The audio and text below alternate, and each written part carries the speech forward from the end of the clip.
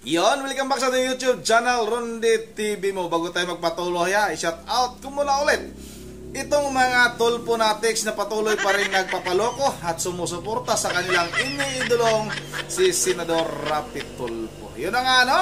Tinatawagan din ng pansin ni Congressman Marcolita itong Civil Service Commission. Silipin nyo naman itong pinagagawa ni Senador Rapi Tulfo ayon kay Congressman Marcolita. At itong mga senador, may panawagan din itong si Congressman Marcolita. Ano ba kayo? Takot ba kayo kay Senador Rapi Tulfo? Bakit hindi nyo kayang ipatigil o ipahinto itong programa ni Senador Rapi Tulfo at pagsabihan itong kasama nyong senador na hinay-hinay naman dyan sa pangbabastos, pamamahiya sa mga resource person nyo dyan sa Senado. Kasi nga itong inyong mga pinapatawag ay may mga karapatan din yan. Hindi pwedeng basta-basta na lang ipapahiya nitong inyong kasamahan na si Senador Rapi Tulfo.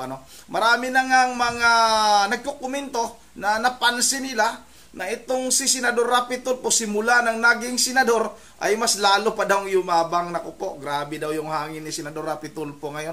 Parang yung niyog, pag dinaanan yung niyog, dati kung hindi basta-basta natutumba yung niyog. Ngayon, nung naging senador na si Senador Rapi Tulfo, pag dinaanan ng hangin yung niyog, putol, diretso. Wala nang, hindi na gumagalaw, diretso na sa pagkaputol dahil nga sa sobrang hangin na daw talaga. Napapansin na rin, marami nakakapansin na ating mga kababayan na talagang mas lalong yumabang. Kung gaano kayabang dati si Senador Rapi Tulfo, noong hindi pa siya senador, mas siguro triple pa kaysa ngayon, mga kababayan. Yun na nga, wag na natin itong patagalin. Ulit sabi nga ni Congressman Marcolita, bato-bato sa langit ang matamaan. Pag nabukulan, huwag magalit. Ito na, sabay-sabay na natin itong panoorin. Sa Senado, yan po ano po ang mga aksyong maaaring gawin para mapigilan ang kalabisan na ito ni Senador Tulfo? Yan po yung mga ilang tanong sa atin kong Siguro ang Senado baka Ang Senado kasi merong ethics committee. May sarili silang ethics committee. Pero siguro, ewan ko, wala bang nagrereklamo? Natatakot ba yung Parang takot din ata sila. Mukhang ganun din po ang nangyayari ko. Pero nakakalungkot na yun pagka ganun. Ibig ba sabihin, kahit halimbawa si Sid Consuny, ginawa natin example. Opo. Ganun na lamang ba yun? Tatanggapin mo bang ginanong ka na lang? Mukhang gano'n na nga ang nangyari kay Ginoong Hindi Consuny. natin alam. Kaya hindi ko sinasabing tinatanong lang natin kung gano'n nga. Hanggang doon na lang at wala siyang hakbang na gagawin. Hindi kasi dapat gano'n Sa tingin nyo, sabi niya, arugante nga ba si Senador Tulfo para sabihing duwag, yung duwag ang isang sundalo? Yun po yung mga binabang bilang public servant. Ano yung tanong sa tingin ninyo, arugante nga ba si Senador Tulfo para sabihing duwag ang isang sundalo? Yung tingin mo? Mukhang rhetorical question yan, di ba? Lalo ngayon, nag-react na. One page na parang petition ata yun ng mga sundalo ko. Ito yung binabanggit ko Imbes na siguro malit na bagay lang, meron kang inaayos lang So unnecessarily nakagamit ka ng salita na hindi man kailangan. Ito yung buong retiradong opisyal ng Armed Forces nag-react. Opo. Lumaki o hindi lumaki? Nako, lumaki yung problema. Opo. Ito yung ating iniiwasan. Opo. Kapag ka ikaw ay tumutulong para yung alitan, anumang hindi pagkakaunawaan ng ating mga kababayan, ay tutulong tayo, ito yung sa paraan na ma-restore natin talaga. Pangmatagalan, halimbawa, kung hindi man pamalagian. Yun ang pinaka-objective kung bakit kinakailangan natin yung dispute resolution. Ayun. Lahat ng alternative dispute resolution, mapa-mediation, mapa-conciliation, arbitration, ito yung alternative sa judicial system. Pero kapag ang ginamit mo, public halimbawa, at merong hiyaan, hindi ito ang paraan. Hindi ito, wala sa patakaran ng mga batas natin ito. Nako, sabi pa po nung isa, may nalalabag po bang batas si Senador Tulfo dahil sa mga estilo nito sa pag-question ng mga taong inaakusahan niya nito na nagkakamali? Mga ganun. Usurpation of public authority. Opo, Kasi hindi ka naman prosecutor eh. Hindi ka naman judge eh. Mang may sigulod kayo, punta ka sa korte kung sibil. Kung kriminal, pumunta ka sa piskal. Oho. Hindi ka pumunta ron eh. Pumunta ka dun sa senador eh. Halimbawa.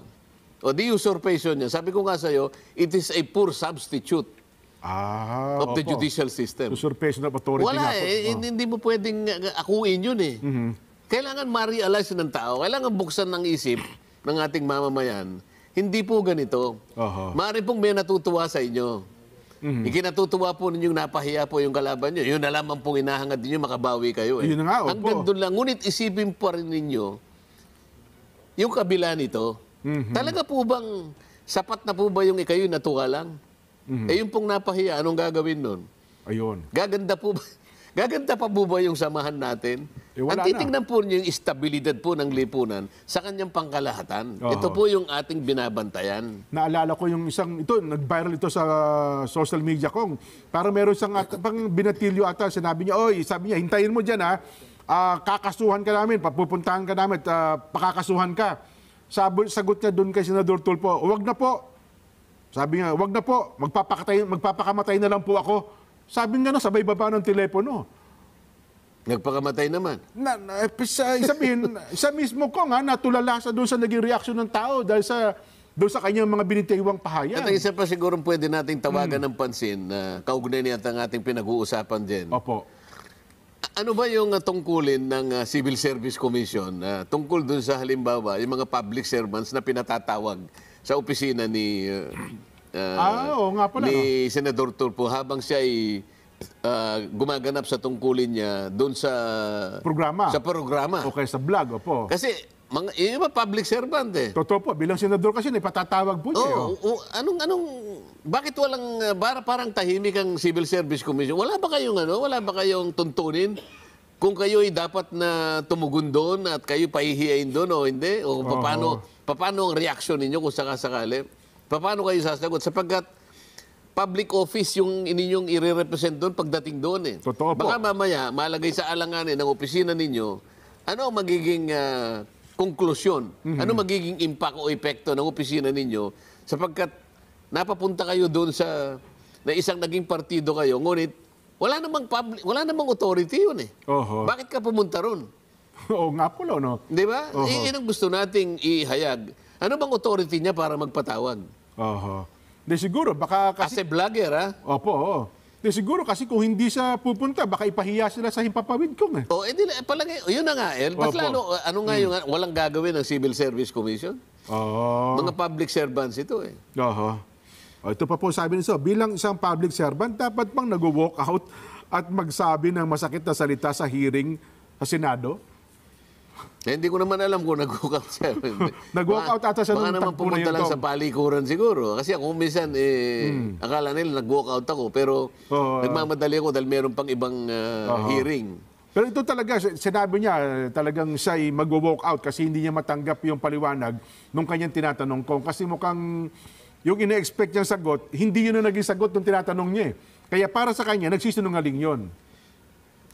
Look out niya yung walk out na yun. Nasa kanya yun. At hayaan mong mag-conclude na lang ang taong bayan tungkol sa ginawin niya yun. Well, yan po yung ilan kong siguro sa ating mga kababayan, sa ating mga taga-subaybay. So dapat siguro dito maisip nating mabuti kung sa higit na nakararami, kasi ang binabanggit niya ko, hindi, pinagkakasundo ko naman yung mga taong lumalapit sa akin eh. Tapos yung mga naaapi, ako ang kanilang nagiging tagapagtanggol eh. Parang ganun po ang pinapakita niya sa ating mga kababayan. Hindi para ka si Robin Hood, noong panahon ni Robin Hood. Di ba? Opo, tama. Dahil sa taas ng taxation doon, wala nang maibayad yung mga tao. Ano na yun, yung, ano na pangalan niya, yung Nottingham, di ba? Opo. Hindi ko na alam yung, ano yun ang pangalan ng forest, yung gubat na kanyang... doon siya nagtatago, ginagalawan. Opo. Nakalimutan ko yung pangalan ng kagubatan. Kinukuha niya ngayon, nagnanakaw siya ngayon. Nag-hold up sila, para ibalik niya sa tao. Tuwan-tuwa yung tao sapagkat nabigyan ka nung ninakaw ni Robin Hood. Natuwa ka sapagkat may nabigyan. Pero yung paraan ba tama? Mali nga po. Does the end justify the means? Oho. Yun ang tanong dun eh, di ba? Opo. Kasi pagka ganun, walang saysay ang batas natin pag na-bypass yun eh. Oho. Nananatili po na ang pag-uusig nasa National Prosecution Service. Opo. At kapag kaya naiyahain po, ang talagang magre-resolve niyan, justisya po yung judge. Okay? Oho. Sa mga hindi ka pwedeng maging prosecutor, ikaw pa yung judge. Dito lang ang dami mong standard na mababaliwala eh. Totoo. In due process po, yung proseso hindi impartial. Maaring maabuso, oppressive, sapagkat maraming napapahiya. Katapos-tapusan, yung nagawa mo sa isang partido, nakasama naman sa isang partido, wala ka ring naayos eh. No. Hindi ganito yung tinutumbok ng ating ng ating mga batas para magkaroon ng kapayapaan, nag-stability ang lipunan. Kapag ka ganon, payapa tayo, Oho. masaya tayo, ano man ang problema, yung pagkakaisa na papanatili natin. Aywan ko lang po, Kong, kung isang part din ng motivation niya ito kasi yung kanyang mga followers ay nagsasabing, Sir, tumakbo ka sa mas mataas na posisyon sa darating na eleksyon. Parang ganun ho ata, Kong. Bagamat may mga pauna siyang pahayag na ayaw naman niya. Yun naman. Ayoko nang puntahan yun. Kanila na yun, Jen. Eh. Bagay, tama kayo dyan, Kong. Ano, ha? Jen, ano? Nauutagan pa nga bisan ko. Pero doon sa, aywan ko lang po, kasi meron din atang isang vlogger, parang isang abogado, Kong. Aywan ko na lamang kasi ang binabanggit naman ata, kung meron din sigurong mapagsusumbungan, pero ito kasi parang personal kong ayaw kong puntahan eh. Doon sa aspeto din ng... Ako marami nagsusumbong sa akin pero sumusulat ako. Opo. Yung kanilang kung sulat yun, lalakipan ko ng sarili kong sulat, i-attach ko yung sulat niya, pinadadala ko sa mga concerned agencies na kung saan naakala ko na mabibigyan nila ng resolusyon, yung mga hinihingi nilang mga kasagutan. Marami ito, halos araw-araw din. Opo. Well, ito nga po, kasi alam ko yung original na asawa ata ni Senador Rapi, may mga reklamo pa sa kanya. Kaya nga, kung ito anya yung haharapin na, nagsumbong sa tulpo, di ko alam paano niya re-resolvehin ito eh. Kung magsumbong siya sa ganang mamamayan, anong gagawin mo? Sabi ko, bumalik na lang po kayo sa ibang araw. Hindi ko po kaya. Opo. Hindi naman ganun kasi yung plataforma natin. Hindi natin, opo. Hindi tayo, hindi ganun, hindi public na ganun. Sapagkat wala tayong magagawa pagka pahiyaan ng ating tuntunin. Opo. Well, sana naman, maunawaan tayo ng mga supporters ni Senador Rapi kung bakit natin natalakay sa episode natin itong paksang ito ngayon, Kong. Sasalamatan natin kung inunawa nila dyan. Halimbawa, nakatulong tayo para buksan ang isip ng iba. Maaring yung iba ay nagkaroon ng pagdududa tungkol dun sa paraan. Maaring nagdadalawang isip sila. Kaya natin ginagawa ito para tulungan sila mabuksan ang isip sa yung mga paraan talaga. Ano ba yung nakalatag ng mga institusyon? Yan. Ang dami po nito. Sinabi na natin yung PAO, katarungang pambarangay, meron ding SENA yung NLRC, merong SENA yung OWA, kung halimbawa OFW ka. Opo. At sa maraming pagkakataon, pati nga yung Supreme Court na nagtatangka ngayon na maging mandatory na yung legal aid. Nakasama na yung integrated bar. Para sa ganun, yung access sa hustisya, makamit lalo na yung mga mahihirap nating kababayan. At kung kinakailangan, mapadali. At sa mga kababayan naman natin na masyado nang mainipin, maghintay naman po kayo. Sapagkat yun po hinihingi naman ng due process. Yung pong gusto ninyong madalian, pangkaraniwan po, nadidisgrasya po kasi pag mamadali. Di ba?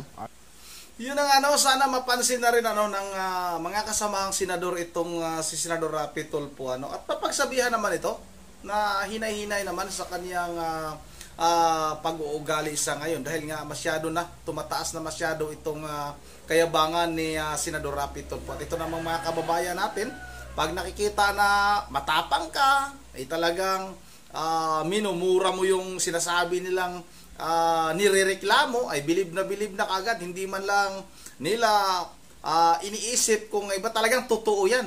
Katulad nung syuta ni Pepsi Canlog, yung sundalong napatay.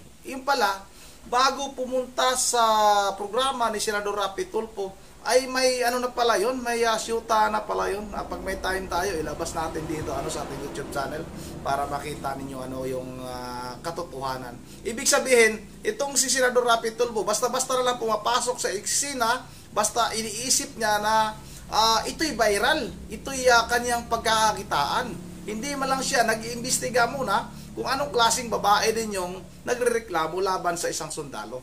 Yun na nga, sana rin magising na rin itong iba nating mga kababayan. Hindi ko rin ulit sasabihin ko, hindi ko naman sinasabi na magalit kayo kay Senador Rapi Tulfo, umalis kayo bilang subscriber niya, taga-suporta niya.